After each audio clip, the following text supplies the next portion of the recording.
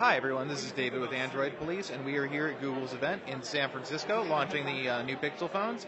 Google has a number of things on demo here, but what you're most interested in is what I'm holding here, or potentially the large version of it. This is the regular Pixel phone in the really blue finish, which will, for a limited time, be exclusive to the United States. Google will roll it out to other countries eventually.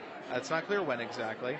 So like I said, this is the standard Pixel, the 5-inch model that retails here in the US for $649 for the 32GB version. You will have to pay $749 if you want an upgrade to the 128GB version. If you want the Pixel XL, of which there are several floating around on this table here, I'm not currently holding one, that is $769 to start, with an $869 cost for the 128GB version of that, which is very spendy indeed. But let's look at the phone and a little bit about software. Now, if you're familiar with the Pixel Launcher leaks that have been happening over the last couple of months, this launcher should look very familiar to you. It has a new pulled-up app drawer design, which I personally remain kind of not sure how I feel about it. It's definitely a big change. Granted, you do get another icon in your quick launch bar now. You can see you've got the Google tab on the left there. You press it, and you can Google search. You have this concentric circle home button that I'm going to try to get a little closer on here. And if you tap it, it's hard to tell in the video probably, but you get the little 4 dots, and if you hold it, Google Assistant pops up for your voice commands very quickly, I might add. And speaking of quickly, wow, these phones are really, really, really, really fast. Google isn't really discussing specifics on performance optimizations, but as far as the hardware goes, the Snapdragon 821 chip brings LPDDR4 RAM, obviously a much quicker CPU core than last year's Snapdragon 810, along with UFS 2.0 storage instead of eMMC. So even under the hood, as far as hardware is concerned, these phones should feel much faster just by default. But Google has gone a step beyond that, and they've made some major improvements to touch latency and general system responsiveness. Like I said, they aren't willing to get specific about exactly the changes they've made just yet, but suffice it to say there are lots of them, and the phone just running around here feels exceptionally quick.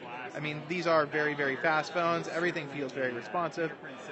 Getting back to software features, though, you can see you've got the Support tab, which appears to be a permanent fixture in the Settings app, which is an interesting choice, but if Google wants to target mass-market consumers, maybe that makes more sense. You can chat with the Google system rep, send your information, blah, blah, blah. Let's go back to the gestures. We talked about these a while back. They're under the Moves area here, and as you can see, one of the cool ones that some people are excited about is the swipe for notifications feature on the fingerprint scanner. So I'm just going to pull down on the fingerprint scanner on the back of the phone. You get a pull down level 1, pull down again, goes to level 2 for your full quick settings. Could be handy if you like that, and you can swipe up to collapse it back down.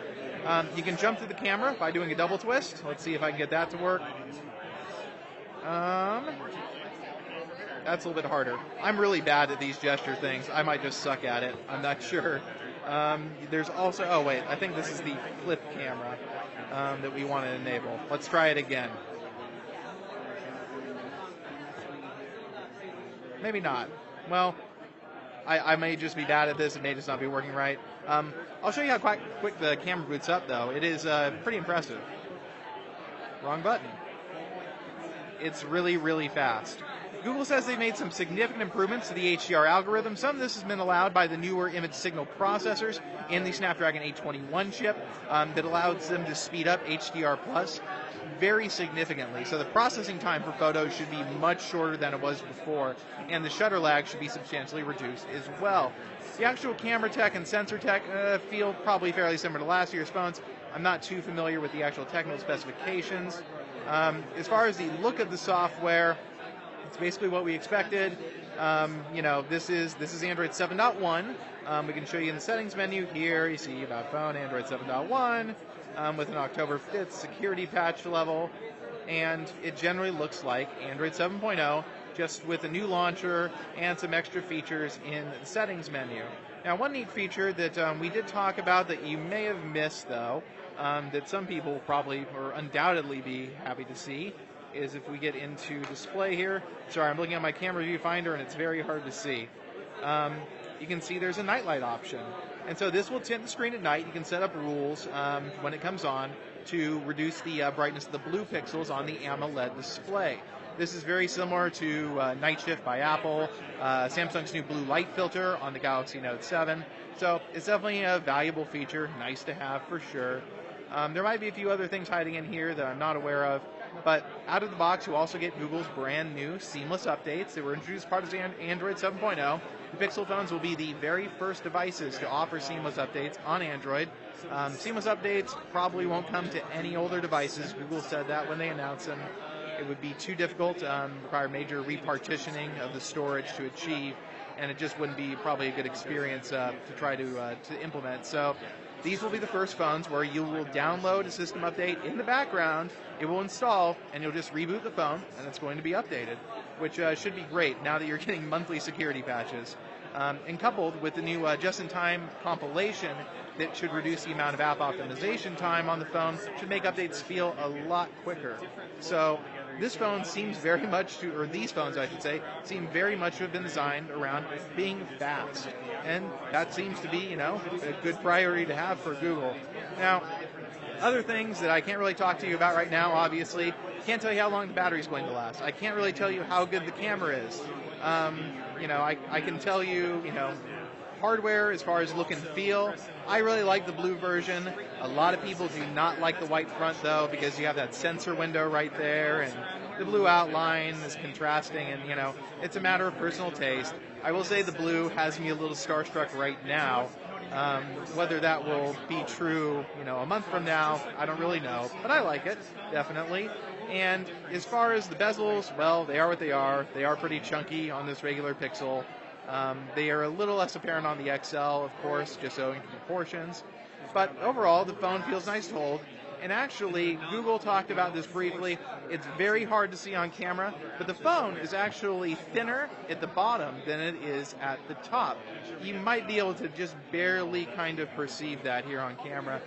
So Google's idea is that, the phone should be easier to hold at the bottom, and it's thicker at the top, where the thickness doesn't really matter to ergonomics as much. I would also guess that it's thicker at the top, so they could avoid having a camera hump, which is clever, definitely. As far as functional uses for this back window right here, this little glass piece, well, it does allow the NFC signal to get through the body of the phone more easily. Other than that, though, it really doesn't serve many functional purposes. It is mostly a design element. There's no wireless charging, as some people may have speculated. And speaking of charging, it is presumably the same USB specification as last year, 15 watts over USB Type-C with Google's chargers. Just kind of what we expected on, or had on last year's Nexus phones in that respect. The screen is a very hard thing to judge right now. The lighting in this room is pretty awful, unfortunately. So everything looks very yellow. Don't judge the screen by what you're seeing on the camera right here. As far as the Pixel XL is concerned, it's the same phone with a bigger screen and a bigger battery and a higher density resolution to accommodate for VR and such. The regular Pixel does work with VR. So I'm not going to really show the Pixel XL in this video. I don't have anything for good scale to compare it to. You get most of what you need to know just by looking at the regular phone. They start on pre-order today. And like I said, this really blue version will be a temporary U.S. exclusive. Will come to other countries later. As far as the other colors, those are available, and all colors of the phone are available in 32 or 128 gigabyte variants. This video is already running really long, so thanks for watching, everybody, and we'll have a lot more Pixel phone coverage to bring you in the coming weeks and probably months.